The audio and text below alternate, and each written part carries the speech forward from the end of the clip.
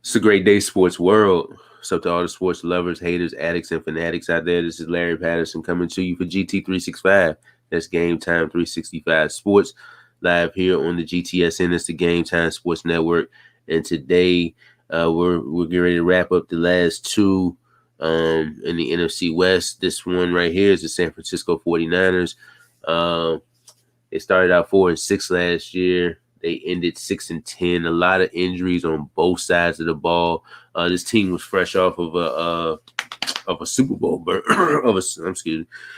This team was fresh off a Super Bowl berth last season.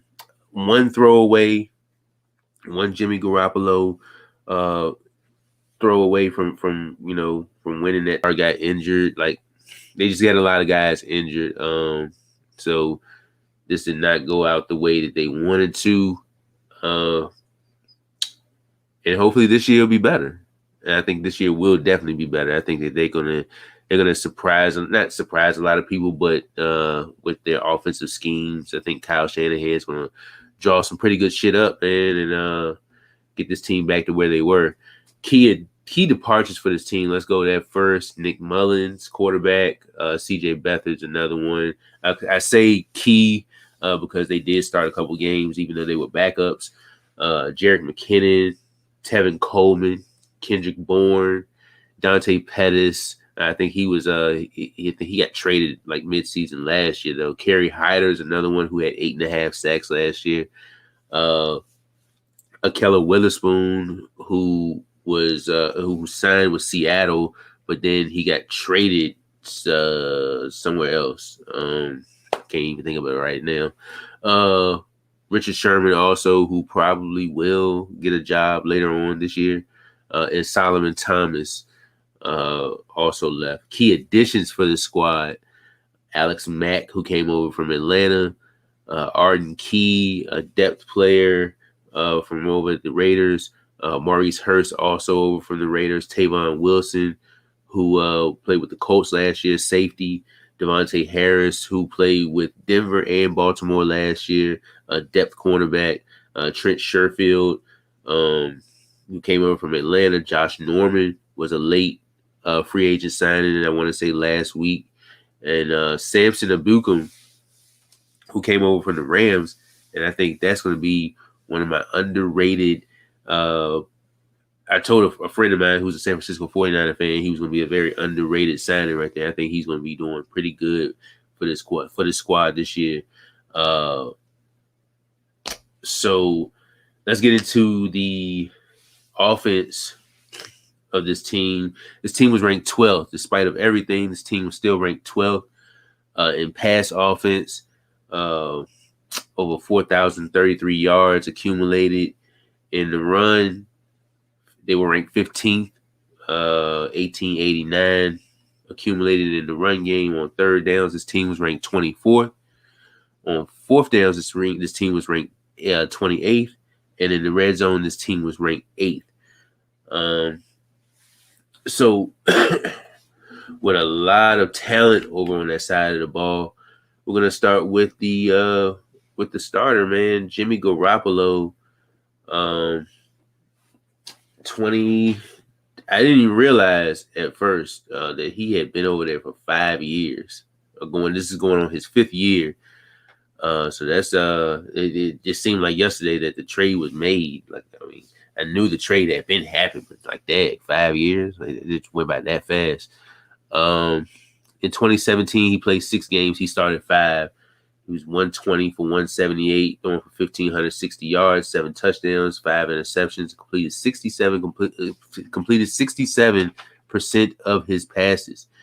In 2018, he played 3 games, 53 of 89, 718 yards, 5 touchdowns, 3 interceptions, completed 59% of his passes. 2019 was his full season. He played all 16 games, and then he made it to the Super Bowl. 329 for 476, 3,978 yards, 27 touchdowns and 13 interceptions, completed 69% of his passes. And last year, he played 6 games. He was 94 of 140, 1,096 yards, 7 touchdowns, 5 interceptions, completed 67% of his passes. He won 17 of his first 20 career starts. So that even stems from his day. This was a good spot for him. I know a lot of people, like analysts and experts, have they don't really like Jimmy Garoppolo in that situation, and I guess I can see why. They seem like more of a run. Like the quarterback situation seems more of like a run situation. Um, take off, even though the offensive line is pretty good. But I feel like they can do a whole lot better at that quarterback position. And one of the reasons why, because they bought in a rookie, Trey Lance, from North Dakota State. Now in 2019, uh, my man went. He went 192 for 287, 2,786 yards and 28 touchdowns. He played all 16 games, and he also had 169 carries for 1,100 yards and 14 touchdowns, all in the same year. So that tells you. I mean, granted, the fact it's North Dakota State and that's like FCS talent, but Carson Wentz comes from the same school. Not saying that they're the same kind of quarterback, but we'll see how Trey Lance does. Trey Lance is projected to be in some packages this year, so we'll see how that looks. He kind of reminds me of Colin Kaepernick, with the run pass option and the speed ability. So we'll see how he does. Nate Sudfeld, I think he's on the practice squad, but he's been a backup over there in Philly for years. He's got a Super Bowl ring also. So at the running back position, Jermichael Hasty, who came on the scene last year, I want to say, he played 8 games. He had 39 carries, 148 yards, 1 touchdown, 3.9 yards per carry. And one thing about this offense, the run game anyway, you're going to produce. Like, I could be able to come off the street and average 4.2 yards per carry. That's how good the offense and the run game can be. Jermichael Hasty also had 8 targets, 7 catches, 33 yards. Elijah Mitchell, who's a rookie, he averaged 6.2 yards per carry in his college career. Raheem Mostert, whom he had that big 2019 year, played 16 games. He had 137 carries, 772 yards, 8 touchdowns, and 5.6 yards per carry. Also on 22 targets, 14 catches, 180 yards, and 2 touchdowns. That was 2019. Last year, he played 8 games, so he was a little injured. 104 carries, 521 yards, 2 touchdowns, 5 yards per carry. He had 19 targets, 16 catches, 156 yards, and 1 touchdown. I look for him to have a bigger year this year, coming back off the injury, and hopefully he can stay healthy. Trey Sermon, a newcomer from Ohio State, he had a big year last year, 820 yards, 116 carries, 4 touchdowns. He had a bigger year, I think his year in Oklahoma. He went for like 1,100 yards or something like that. But then he transferred over to Ohio State and played in the national championship game. So and I look for him to come over and have a big year, So he's going to be one of my players to watch. And you got Jeff Wilson going into year number 4. Played 12 games last year, started 3. He had 126 carries, 600 yards, 7 touchdowns, 4.8 yards per carry. Also on 28 targets, 13 catches, 133 yards, 3 touchdowns. I look for him to even have some sort of role in this too.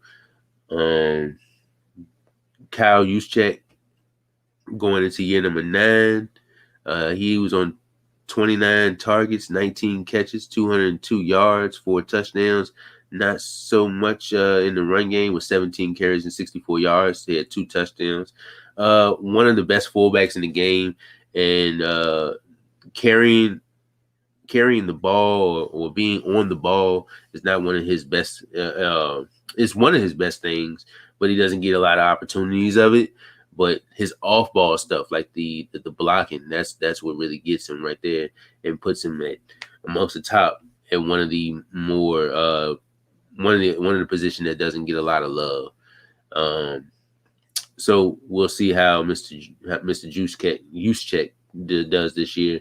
Going into the wide receiver spot, Brandon Ayuk, who was a rookie last year, he had 96 targets, 60 catches, 748 yards, 5 touchdowns. Also did some work in the run game, 6 carries, 77 yards, 2 touchdowns. So I'm definitely looking for Brandon Ayuk to have a better year this year. Jalen Hurd, who's going to his third year, he's going to his third year, has not played a down in the NFL since being drafted. He's been injured, so and he still has a knee injury. It's kind of nagging because I want to see what this big body guy does, in this offense, and it's frustrating because you can never really see him because he's always injured year after year after year. I probably look for this to be his last year there. I hope it's not one of those situations where he gets released and then he goes somewhere else and potentially has a bigger year and display his talent. Hopefully he can do it sometime this year. I know in the game today, I think he's out. The game against Detroit, he's out, so we won't get to see him. Kind of frustrating. So, other receivers, you got Richie James, who played 11 games last year. He started 7, 35 targets, 23 catches, 394 yards, and 1 touchdown. Juwan Jennings going into his second year. Deebo Samuel going into his second year, or is it third year? Mr. Samuel had 81 targets, 57 catches, 802 yards, and 3 touchdowns. Also did some work in the run game with 14 carries, 159 yards, 3 touchdowns. He had 9 drops that year. He played 15 games. He started 11. In 2020 was his pretty much his injured year. He played 7 games. He started 5, 44 targets, 33 catches, 391 yards, 1 touchdown. He also had 8 carries with 26 yards, and he only had three drops that year. So hopefully Mr. Samuel can stay healthy. I like Deebo Samuel a lot. In this this past game, the receivers that you have in it are very, very underrated. That's why I want to see Jalen Hurd in this offense so bad. Mohamed Sanu, he had a career low. Since his rookie season, he had 187 yards off 24 targets, 17 catches, and 1 touchdown. I think he was traded mid-season last year, I want to say. And then Trent Sherfield, who comes over from Arizona, he only had 7 targets for 5 catches, 50 yards. His first 3 years in Arizona, not so much when you got Larry Fitzgerald and others in front of you. So, other receivers, you got Travis Benjamin, River Craycraft, who I think are on the practice squad, and Isaiah Zuber, also on the practice squad. Tight ends, Ross Dwelly, who played 16 games, 9 games he started. He had 24 targets, 19 catches, 245 yards, and a touchdown. You got George Kittle, who's a 2-time Pro Bowler, 1-time All-Pro, 75 pass block grade and a 62 run block grade, according to PFF. He does some of that off-ball stuff too, and one of the best in the league at doing it. One of the best tight ends in the league at doing that. He's a great blocker. But he's also a good receiver as well. He runs really hard. So his 2018, he played 16 games, 136 targets, 88 catches, 1,377 yards, 5 touchdowns. He had 5 drops, but everybody's entitled to a drop here and there. 2019, he played 14 games, started 14, 107 targets, 85 catches, 1,053 yards, 5 touchdowns. He had 2 drops. In 2020, he played 8 games, 63 targets, 48 catches, 643 yards, 634 yards. In the past game, he also had 2 TDs and 5 drops. He was one of the ones that was injured last year too for most of the season. So hopefully, man, this team can stay healthy. This team still would have been a playoff team if everybody was healthy. And I think that they'll be a playoff team this year if everybody stays the course and cross your fingers, hope they stay healthy. Jordan Matthews on the practice squad, Tanner Hudson also on the practice squad. Tanner Hudson is a Super Bowl champion last year from Tampa Bay. And you got Charlie Warner, played 14 games. He only was on 4 targets, 3 catches, 36 yards. So that's your tight end room. Your offensive line, you got Jake Brendel going into year number 4. Alex Mack, who came over from Atlanta, ranked number 16 out of 36 centers, 56 pass block grade, a 70 run block grade. Aaron Banks, who's a rookie. Tom Compton going into year number 9, a 70 pass block grade, a 68 run block grade. Senio Clemente, I think he's on the practice squad though, 62 pass block grade, 52 run block grade. Jalen Moore, who's a rookie. Laken Tomlinson, one of the best guards in the league. He was ranked 8th out of 80 going to year number 7, 62 pass block grade, 80 run block grade. Daniel Brunskill, 24th out of 36 tackles, 49 pass block, 65 run. Alfredo Gutierrez is a rookie. Corbin Kafasi, I think he's on the practice squad. Mike McGlinchey, ranked number 19 out of 79 tackles last year. A 58 pass block grade and a 91 run block grade. So that's pretty good. Colton McKevitz, Justin Skull going to year number 3, and then Trent Williams, who's ranked the 1st out of 79 tackles. 84 pass block grade and a 91 run block grade, and he had a contract extension, and I think it was one number right above. When I say the Green Bay Packers tackle? Is it David Bakhtiari? I want to say, but I think it was like one number over. So it was kind of petty, but you know what, my man deserved it. Definitely the best, if not one of the best, if not the best tackles in the game today.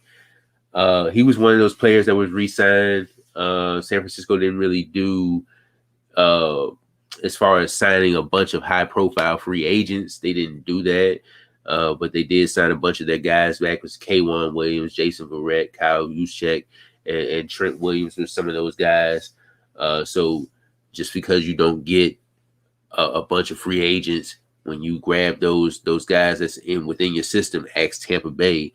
When you grab those guys within your system that already know your system, that's even better. So as far as this defense in the past game, despite injuries, they were ranked 4th, giving up 33-27 in the yards. In the run, they were ranked 7th, giving up 1703. On 3rd downs, his team was ranked 4th. On 4th downs, his team was ranked 25th. And in the red zone, this team was ranked 9th. So, you got a good team when your offenses and your defense are both ranked in the top 10 when they get down there to the red zone. It's pretty tremendous. They were also 5th in yards allowed. And the less yards allowed. They were also the 5th less penalized team. They were 12th in team blitzes, 30 sacks as a team, and 137 pressures. So the 30 sacks is not a lot, but the pressures they still got to him, and 68 missed tackles. That was first, so that was the lowest out of any team. So this team can definitely, defensively. They, some people might see them taking a step back. However, I don't. Um, so either way, let's get into the defense though. Um, Starting with Eric Armstead. In 2019, he had 10 sacks. He had 54 tackles, 35 pressures. Last year in 2020, he had 3.5 sacks, 49 tackles. He had 23 pressures. Alex Barrett, I believe he's on the practice squad. Also, Nick Bosa, 2019, he had a big year, played 16 games. He started 14, 47 tackles, 9 sacks, 45 pressures. Last year was an injured year for him. I think he only played 2 games, and he had 6 tackles. So not much out of Nick Bosa last year. Hopefully this year is going to be a bigger year for him. Samson Ebukam, who had 31 tackles in 2020. In 2019, he had 48 tackles and he had 4.5 sacks. So I look for him to come over and just do big numbers, man. D Ford's back as well, one of those injured players. He has 6.5 sacks in 2019. He played 11 games. He started 2. He only played 1 game last year and really didn't do that much in there. So look for D Ford. That's another member that's gotta stay healthy. Arden Key, 15 tackles, 16 pressures last year. Kentavious Street, 381 snaps. He played 15 games. He started 2. He only had 11 tackles. Jordan Willis, 13 tackles, 2.5 sacks last year. Going to year number 5, he played 9 games last year. Darian Daniels, I believe, is on the practice squad. Kevin Givens, 13 games he played. He started 1, 7 pressures, 1 sack, 19 tackles. Going to year number 2, Maurice Hurst, also coming over from Vegas. 11 games he played. He started 3, 27 tackles. Nice, good depth guy. DJ Jones, and he could be better in a better. He could be a better football player in a better situation. Oakland didn't really commit to commit defensively like that. So when you going over to a defensive squad, his game could definitely step up. DJ Jones played 14 games last year, started 14, 3 sacks, 20 tackles. Zach Kerr played 13 games, started 4, 13 pressures, 32 tackles, 2 sacks. Javon Kinlaw, the rookie last year, played 14 games. He started 12, had an interception and 4 pat downs, 33 tackles, a sack and a half, and he had 10 pressures. So I look for that number to get even bigger. Linebacker spot, Aziz Al-Shair. He had 35 tackles last year. He steps into year number 3. Marcel Harris going to year number 4. Demetrius Flanagan Fowles going to year number 2. Dre Greenlaw, 2019, he had 92 tackles and a sack, played 16 games. He started 11, had 36 blitzes. In 2020, he had 86 tackles, a sack, played 13 games. He started 11. He had 50 blitzes. So their linebacking core is one of the best in the league, by the way. Elijah Sullivan, who's a rookie, I believe he might be on the practice squad also. And then you got Fred Warner, who one of the best middle linebackers in the league. 2018, he was had 124 tackles, 51 blitzes. He missed 13 tackles that year. In 2019, 118 tackles, 3 sacks, 35 blitzes. He missed 17 tackles that year, but he cut those missed tackles down to 7 last year. 125 tackles, 1 sack.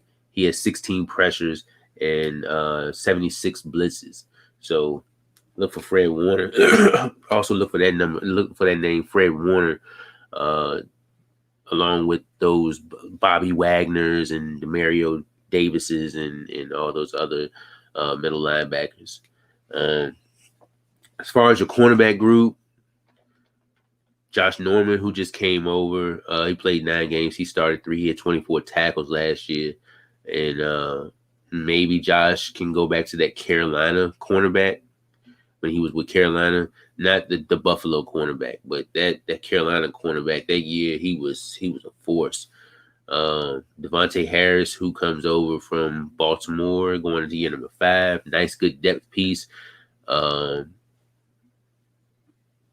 Diamador Lenore, who's a rookie. Emmanuel Mosley in 2020, he was targeted 56 times. He had 33 completions against him for a 58% completion percentage. He played 12 games last year. He started 8. He had 9 pat downs, 47 tackles. In 2019, he had 59 targets against him, 32 completions, 54 completion percentage. Ambry Thomas, who's a rookie. Jason Verrett, who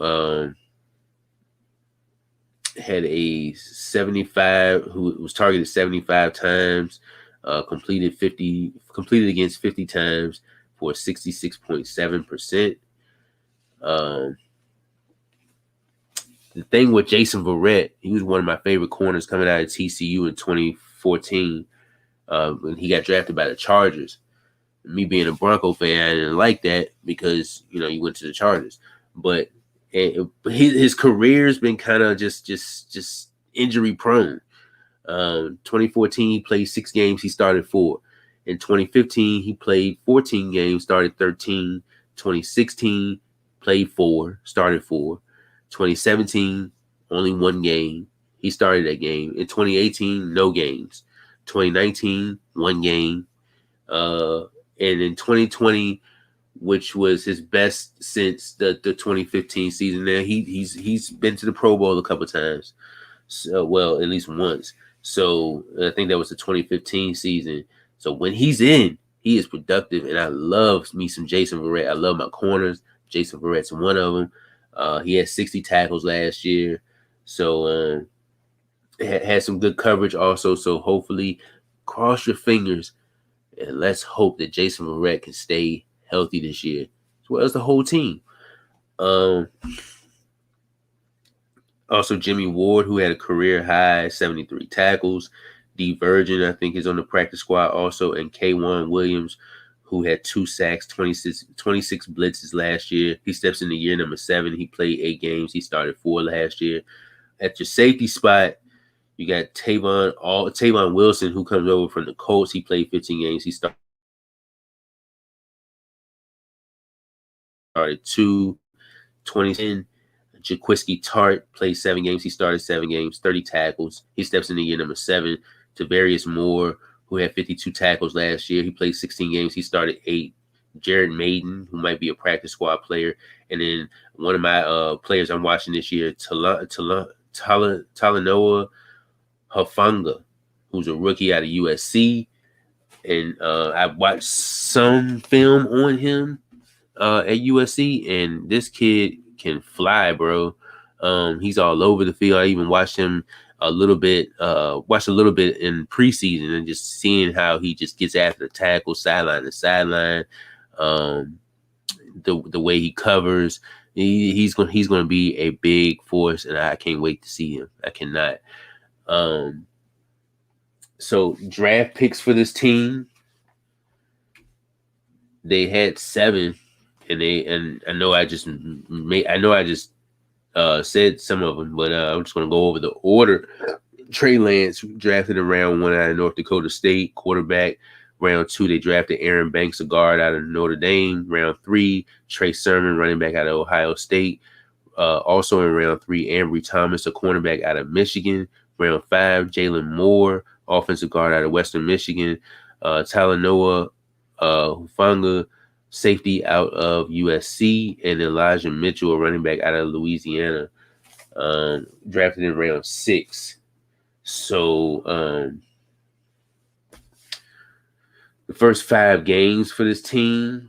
Oh, you also got Robbie Gould, at the kicker spot, my bad. 82.6 field goal percentage and a 94.7 extra point percentage. So that's your kicker. And then Mitch Wishnowsky, who's going to year number 3 as your punter. So that rounds off your roster. The first 5 games for this team: at the Lions in week 1, at the Eagles in week 2. So should be 2 dubs. It should be. Packers in week 3, Seahawks in week 4, both at home. And then at week 5, you playing against Arizona, who I think, if I'm not mistaken, Arizona might have swept them last year. So that's something to look forward to. That's it seems like a very favorable schedule, like especially the first 2 games. And you got Green Bay, you got Seattle, and then Arizona. Who knows how Arizona is going to be this year? But I think they got a nice little pass rush that they could be accumulating over there. So yeah. This is Larry Patterson for GT365. That's Game Time 365 Sports, live here on the GTSN. That's the Game Time Sports Network. If you have not subscribed to the YouTube channel, please do so. If you have not liked the Facebook page, Game Time Sports Network, both of them are Game Time Sports Network. Please subscribe and like those pages. Today is week 1. Thursday was week 1, but today is the official where everybody's plays San Francisco. They play Detroit today. So I know I'm a little behind on the 32 teams in 32 days, but guess what? Fuck it. We're going to do it until we get done. Have a good day, guys.